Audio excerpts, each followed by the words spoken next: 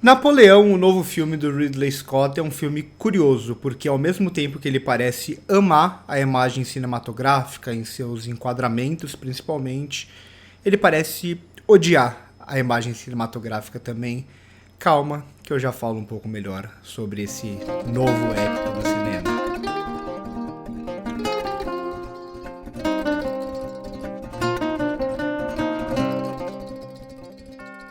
Tá aí um filme que já estava envolto em várias polêmicas antes mesmo do lançamento, né? Primeiro, o que pra mim é problemático, mas acaba sendo como a indústria funciona, é esse lance de ter essa versão do cinema, que é uma versão de pouco mais de 2 horas e meia, e também uma versão expandida pro Apple TV Plus.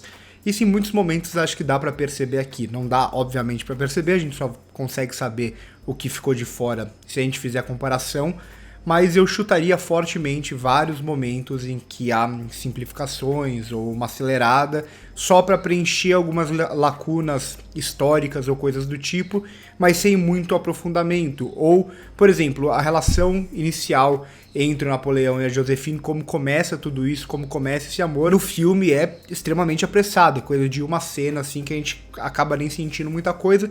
Depois acho que o filme desenvolve isso melhor. Então esse lance inicial que já tinha sido anunciado de ter uma versão do cinema e uma versão mais longa, que tá virando até uma praxe dos streamings e dos estúdios, porque você consegue vender quase que 2 filmes, né? Ah, você assistiu esse? Calma, você tá perdendo alguma coisa, tem essa versão. Isso é bastante comum também na carreira do Ridley Scott como um todo, né? Blade Runner tem várias versões, a melhor delas é a versão do diretor. A Cruzada tem outras versões. Vários filmes do Ridley Scott têm várias versões, mas aqui o que chama mais atenção é justamente por ser indicado inicialmente, né? Essa fica bem evidente, né? Essa é a versão do cinema porque um filme de 4 horas no cinema não ia fazer bilheteria.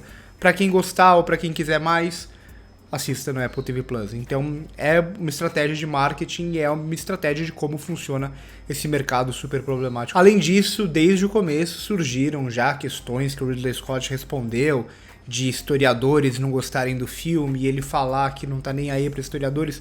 Bom, eu acho que, assim, se vocês querem falar de história real, você não pode, por exemplo, gostar de Gladiador, do Ridley Scott, entre muitos outros filmes dele, entre muitos outros filmes do cinema. Então, eu acho que, claro que há muitas vezes problemas envolvendo a história real e coisa do tipo, mas aqui, pra mim, de forma alguma é algo que me incomoda. Pode incomodar muito mais os historiadores, mas acho que pro filme em si não chega a ser um grande problema as simplificações históricas e várias outras questões que eu não sou historiador, então eu provavelmente até deixei passar, mas eu acho que isso está longe de ser um problema, ainda mais por se tratar de uma figura tão comentada que já tem uma porrada de filmes do Napoleão, então acho que isso é o mínimo aqui, assim como outra questão que eu escutei o pessoal falando no final da cabine, ou que já estava sendo comentado antes, estou fazendo uma grande introdução antes de entrar na crítica em si, que é o lance de o Napoleão era uma figura terrível, então ele não pode protagonizar um filme,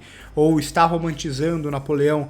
Eu discordo completamente disso aqui na abordagem do Ridley Scott. Claro, tem uma espécie de fascínio pelo personagem, aqui eu realmente começo a minha crítica do filme, sobretudo em como ele vai filmar esse Napoleão. O que eu mais gosto aqui é como o filme diz muito pouco, é um filme que não fala muito sobre as obsessões dele, sobre o que ele está pensando, sobre as estratégias, sobre tudo que está passando e toda a construção e desenvolvimento desse personagem é muito pouco dito, o que a maioria dos filmes falaria, né? Napoleão, você age de tal forma e coisa do tipo. Aqui tudo isso está presente, mas sem precisar dizer nada, em como principalmente o Ridley Scott filma o Napoleão, não só ele, mas principalmente ele, sobretudo em closes e como foca no rosto dele, então desde uma cara mais séria, de uma cara mais pensativa, ou quando ele é mais fanfarrão mesmo, o lance dele subir em cima de um banquinho e coisa do tipo, que tem a ver com a altura dele que a gente já sabe, e por aí vai, então ele vai criando essa personalidade aqui, ele é quase uma entidade, Napoleão, que é extremamente multifacetada, que vai do mais ridículo ao mais sério, ao mais perigoso, e eu gosto justamente quando tem as batalhas em si principalmente no começo, quando começa a construção desse personagem, como ele não precisa dizer nada. Ele vence essas batalhas, as estratégias dele não precisa ser dito o que ele tá fazendo. Ele faz e a gente simplesmente entende. Então é nesses momentos que eu sinto que o filme tem um amor pela imagem, um amor pela aquela assinatura e como ele vai assinar ou como ele não vai assinar, ou pelo rosto mesmo, né? O rosto não só dele, tem também aqui a Vanessa Kirby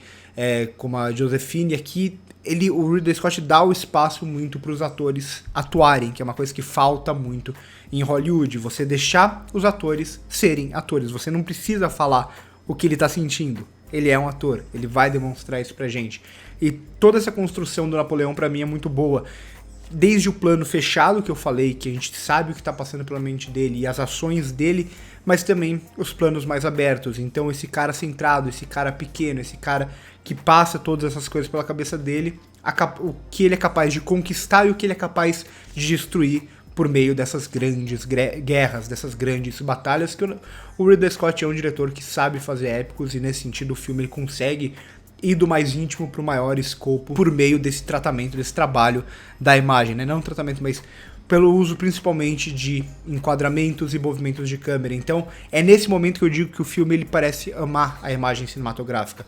O Ridley Scott ele entende muito bem o poder do íntimo, ele entende muito bem o poder do grandioso e como essas duas coisas que parecem super distintas, parecem super opostas, elas se fundem para construir esse personagem do Napoleão.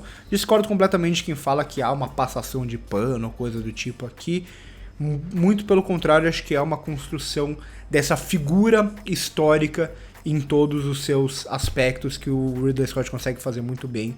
Mais uma vez, por meio da imagem acima de tudo. Não que o filme não tenha diálogos, ele tem muitos diálogos, mas por meio da imagem. O que o Napoleão está pensando, o que ele é, a gente vê por meio da imagem. Só que ao mesmo tempo que o filme ele tem toda essa preocupação, ele também cai num problema de estúdio que me incomoda cada vez mais e aqui se torna ainda mais problemático, justamente por toda essa proposta estar na construção imagética, que é o uso do acinzentado, o uso desses, não só do acinzentado, mas desses filtros que tiram toda a cor da imagem. Então, se ele vai pro Egito, tudo fica laranja. Se ele vai pra Córcega, na verdade nem vai pra Córcega, mas se ele vai pra algum outro lugar que é no Mediterrâneo, tudo fica laranja. Se ele tá na França, se ele tá na Rússia, tudo é acinzentado. E isso atrapalha até as batalhas em si, né? Eu gosto em algum sentido dessa confusão que é criada no meio das batalhas, justamente que dá esse escopo grande e ao mesmo tempo realista que o Ridley Scott quer trazer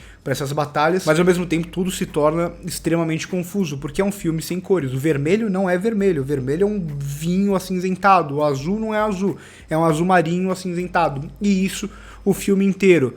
Se fosse o primeiro filme que faz isso, talvez não seria um problema, mas essa é uma tendência que vem de muitos e muitos anos. Não só por essa ideia de que o realismo é acinzentado, que Hollywood tenta colocar na nossa cabeça, a estética tem que ser sempre acinzentada, tem que ser sempre escuro para ser realista, filmes com cor deixam de ser realista, mas não só por isso. Essas escolhas, elas são escolhas muito mais de estúdio do que artísticas. Quando a gente está falando dessas cores mal trabalhadas nos filmes, quase sempre elas não são uma escolha, mas sim uma facilidade para os estúdios. O que eu estou querendo dizer com isso? Aqui é um filme de grande escopo, um filme de grande orçamento, um filme com muita gente envolvida em toda a construção gráfica que vai para além do Ridley Scott, ainda que ele seja a cabeça pensante do filme. Todos os filmes de grande escopo, a grande maioria deles, com algumas pequenas exceções, acho que isso me faz gostar até mais de filmes como Assassinos da Lua das Flores, ou o próprio John Wick, alguns dos filmes que eu mais gostei nesse ano, que tem um olhar imagético para as cores e tal. No geral, quando você está falando de filmes, sobretudo de grande orçamento, mas não só de grande orçamento, é muito mais fácil, muito mais barato você filmar tudo em luz branca, porque a luz branca você não precisa pensar no tratamento ou num trabalho prévio da imagem, você tenta resolver tudo na pós-produção, você tenta colorir tudo na pós-produção. E é assim que esses filmes vão sendo feitos aos montes. Filmes cinzas, filmes sem vida, filmes sem cor. acaba contrapondo muito da proposta do filme aqui em si. Então Napoleão pra mim é uma grande dicotomia e o grande poder do filme e o maior problema do filme estão justamente na imagem. Então, se o filme é fiel à história ou não, se o Napoleão foi uma boa pessoa ou que ele não foi, ou se ele foi um vilão ou coisa do tipo. Acho que toda a construção do personagem ela é muito boa como essa figura em si. O problema é que, ao mesmo tempo que o Ridley Scott parece amar a imagem, o filme também parece odiar a imagem. E isso não é um problema desse filme. Eu falo isso tantas e tantas vezes aqui no canal, mas aqui isso pesa muito. Isso é péssimo pro cinema. Mas ainda assim, de forma geral, eu mais gosto do que desgosto de Napoleão. Por hoje é isso, curte o vídeo se gostou, se inscreve no canal se ainda não é inscrito, passa no primeiro comentário fixado para ver as nossas outras redes sociais. Por hoje é isso e corta.